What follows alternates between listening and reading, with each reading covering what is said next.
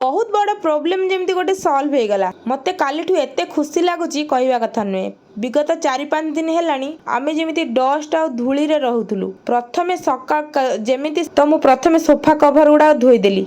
जेते घोड़े रखिले एते धूली पशि जाइथिला न देखिला लोक विश्वास करि परिबनी। एठी मु कोन कहूची पूरा कथाटा सुनंतु। मोर किचन रे ना अल्प किछि काम होइथिला जेमती ट्रॉली बास्केट रखिबा पई हेइथिला आउ 2-3टा सेल्फ एमती बनिथिला बनै देइथिली डब्बा डब्बी रखिया पई किंतु पूरा प्रॉपर मॉड्यूलर किचन बनि नथिला। तो सेथि पई आमे हस्बैंड वाइफ दी जण ए किचन टाको पूरा मॉड्यूलर किचन रे बनै दबा। आ मे से मिस्त्री के सहित कथावार्ता भी कलु कि देखो आमे एठी 2टा सेल्फ एमती बनेबू आ तमे टिके हमर बनै दियो बाहरु बनै कि आनी कि आ कोठी काम होची एठी हमर लगै दबो। तापर प्लानिंग हैला कि पूरा एमती किचन टा बनिबो। एते प्लानिंग सरला परे आमे जानिथिलु जे एते धूली हबो बोली। सेथि पई आमे मना करथुलु छोटो छुआ अछि डस्ट किंतु से कहले नाही सेमिति हेइ परिबनी जेहेतु एटा किचन रा काम बारंबार माप नबाक पड़िबो कोठी केते माप हबो आ जाई कि से हिसाब रे कटिंग हे कि एठी ही बनेबाक पड़िबो। एते धूली हे जिवो एते डस्ट हे जिवो आमे भाबी ही नथिलु।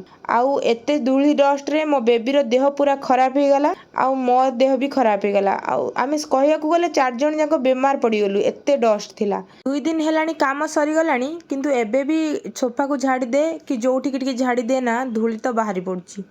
सबुठु बड़ प्रोब्लेम थिला जागार अभाव। आ से अभावटा एबे रहिबनी।